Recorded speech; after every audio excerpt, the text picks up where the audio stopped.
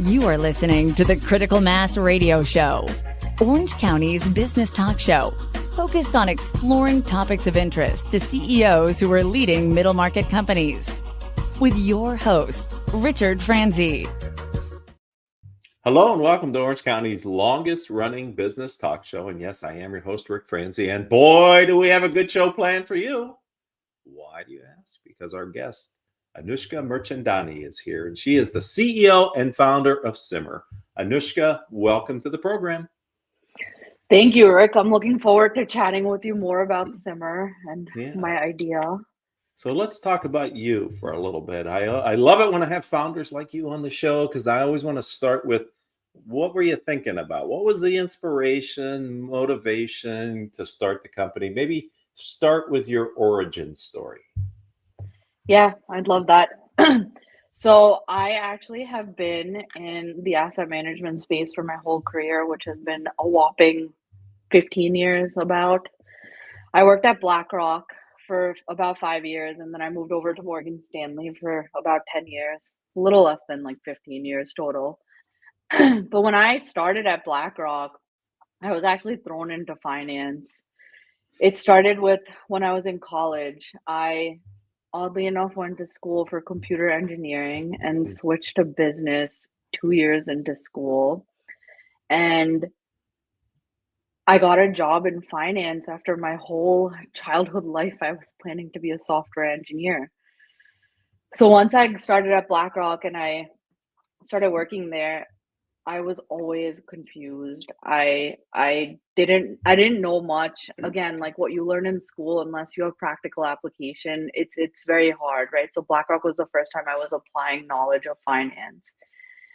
So as I continued working there, I realized that if I broke things down into smaller steps, I was having more luck with learning my role. So that's what I started doing. And within like 6 months, everything just clicked.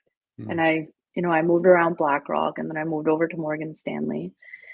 And through the years of working within asset management, I had family and friends always coming to me, and my husband as well, because he's in finance, asking us, simple questions about money, like how to start budgeting or how to calculate how much they can afford to pay monthly on rent or to buy a home, or how much they needed for a down payment. Just simple questions that I took for granted being in the industry. And I had to sit down and teach them. And again, it was small steps that really taught people who I wouldn't say they were necessarily bad with money, but they needed guidance. So that's where the idea of Simmer was born. And then the more that I researched the idea when I came up with it, I quickly found that 65% of all US adults fail a basic financial literacy test. And a basic financial literacy test is probably like maybe 8 to 10 questions. And 65% of those adults are failing them. And that's when Simmer really started coming to life. I wanted to create a simple, actionable platform that builds financial confidence in small steps. So Simmer is different. It's going to be different from other apps because we're going to provide a one-stop shop that teaches, tests, and really helps users apply their knowledge so that it sticks. So you've been at this for a while. I'm wondering, Anoushka, what have you learned in that time? Any pivots to the original idea? Can you share your experience? Yeah, sure. I have learned definitely a few things. So the first thing that I really learned is that your team is everything. I've learned that a great team is critical for the success of the business. It's not just about the skills that they bring, but it's also about their commitment to the shared vision.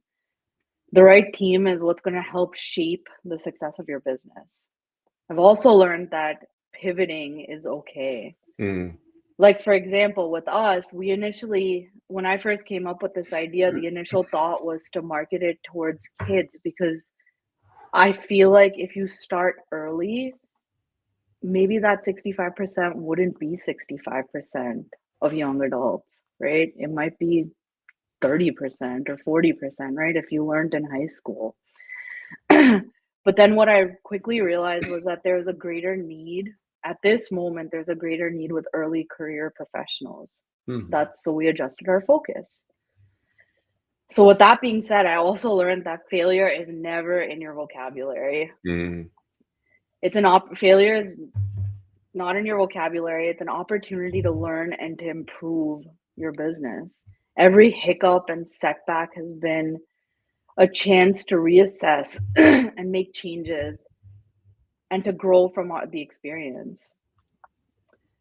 It's been a learning opportunity. Every pivot, every change that we've made, it's not been a failure. It's just been a learning opportunity. And then the last thing that I've learned so far is that flexibility is definitely the key to lasting success. It's so important to gather feedback and be a community leader so that we can constantly adjust quickly to meet the needs of our target market and to keep evolving. What you're doing, in my opinion, this isn't meant to discourage you, is the hardest thing entrepreneurs have to do, which is get some lift in the business and get a model. And the world doesn't know it needs Simmer yet. And it's your job as the founder to educate them so that they do. And then so let's talk about Simmer. You kind of touched on it to begin with, but as the founder and CEO, who are you going to help? What problems are you solving? And who do you envision building this platform to serve? Yeah. So we're building Simmer. It's a financial literacy platform that's aimed at young adults, 18 to 40, 18 to 35. It combines bite-sized lessons, but also gives you the practical tools to apply what you learn. So what I've learned throughout my career and my experience, mentoring other people, is you can learn everything you want. Like, you can go out to the internet, you can read. I can use Duolingo and practice Spanish. But the minute I stop, I'm not going to remember anything because I'm not using it on a regular basis. So that's what Simmer is. It's designed to simplify complex financial concepts into bite-sized lessons. And what I mean by bite-sized lessons is, 1 minute or less. So if you think about a chapter of like Personal Finance for Dummies, think about that chapter broken into 1 minute or less reels that you're learning from. And then you take all of that you learn and you're able to apply that with the tools that we're designing. So say you're learning about budgeting, we will have a budgeting tool that you can use. Or say you're learning about how to consolidate your debt and the best strategy to pay your debt off quickly. We will have a tool that allows you to consolidate all your debt in one place. So eventually we would like to have tools for every aspect of personal finance. It's a one-stop shop that's going to reduce money anxiety and offer solutions for long-term financial growth. You use the term money anxiety, and I think if you said that, and I think of food insecurity, because it's kind of the same thing, which is with the cost basis for living in the US and Southern California in particular having escalated so much over the past decade or 15 years, those entering the workforce and the home buying market, they really do have a significant hurdle to be able to get into what is considered, the American dream. Good job, house, all that stuff. Yeah. You'd be surprised. The average American household wastes about $1,000 on financial illiteracy every year. Imagine if you could invest that, even if you put it into like a simple like index fund, that could be so valuable over time. Right. And that's what Simmer's trying to solve. So what's the delivery mechanism for Simmer? Is it an app? Will it be a website? What's your vision? So Simmer is going to be an app.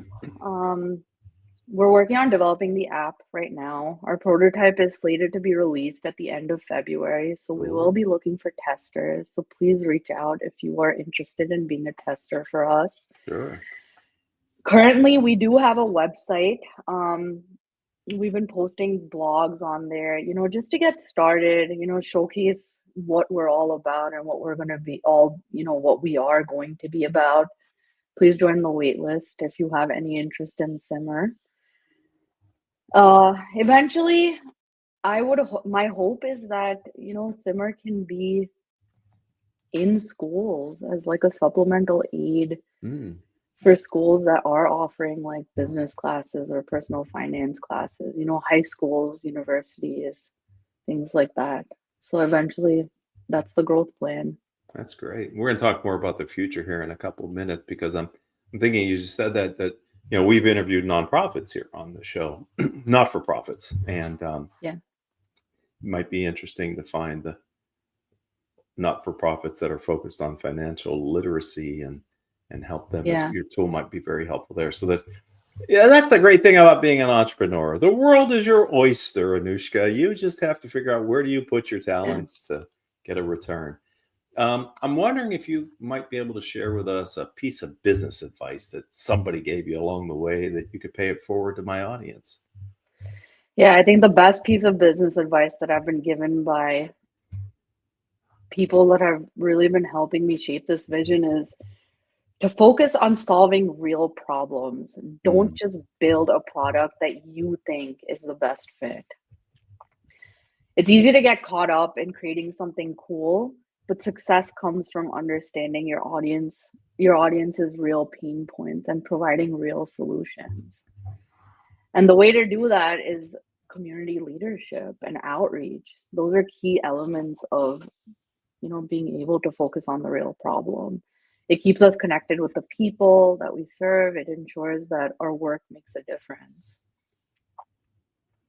Love that. As you were sharing that, I was thinking about your target audience. There's the known unknowns, and then there's the unknown unknowns. And I think what you were talking about is people are coming to you asking for your experience when it's entered the realm of the known unknown, right? We want to buy a house, but how do we do that? But until that time happens, they're blissfully ignorant about and probably goes back to your point about people wasting $1,000 a year on financial illiteracy. They don't even know what they don't know that they're doing wrong. Probably as simple as how they're managing their money and their banking accounts and relationships with all that. So it really is such a fundamental need for people that your Simmer app will be very valuable to them, I'm sure. I love to ask my guests about artificial intelligence, especially if they're leveraging it within their business model. So can you take us on a journey with your view of AI? Yeah. So in my industry, as I'm sure, I don't know, I'm not going to say that all people know this, but personal finance is not a one size fits all. Everyone is in a different situation, and nobody should ever be judged about it. And everyone should have tools to learn. And I think that's how AI is really going to transform the financial literacy space. Because AI is going to make, AI is proving to make things highly personalized and accessible for everyone. It allows platforms to learn about user behavior and to create a more relevant learning experience. So for Simmer, the way that we are planning to use AI is that we're going to be learning about user behavior. We're going to be tailoring the guidance. We're going to be tailoring their learning paths.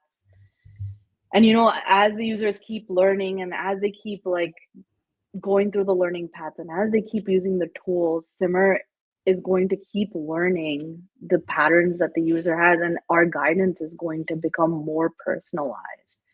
We're planning on providing real-time guidance, which is tailored to that behavior of the user. So for example, if you're using our future debt consolidation tool, right? We might have an insight on there that says, if you pay an extra $25 a month towards your credit card bill or towards your personal loan, you could reduce your time to debt freedom by 2 months. So that's an example of something that Simmer might have in there. We're also going to use AI to track user progress and give nudges on keep learning, keep like working towards your goals. You're almost there. Just being motivational, because again, like financial anxiety, it's a real problem that people face. As you're explaining that, I'm thinking you have a couple challenges, my friend. One is awareness, right? To get people to get onto the platform when it's available to be used. And then that stickiness that you just talked about, getting people to stay with it, because a couple Fridays ago was, I think they call it quitting Friday, when people give up on their 2 weeks into the year, already given up on their annual resolution. So we have this challenge, don't we, of getting people to, even though it's in their best interest, to do the thing that they should do regularly. So yeah, but I think that's the point of Simmer, right? It's supposed to fit into everyone's busy lifestyle. It's supposed to fit into, you could spend 5 minutes on it, or you could spend an hour on it. But that's the whole concept of bite-sized, right? Not only does the learning tend to stick, but in this age of social media, I just, people seem to be more responsive to short form. yes. And I trust me, like I am that person as well. Like I was telling my husband the other day, it was actually during Christmas. I used to be able to watch Christmas movies on Hallmark, but the last 2 years I haven't been able to watch them because they're bad, right? Like you have to really like put your brain aside and watch those movies.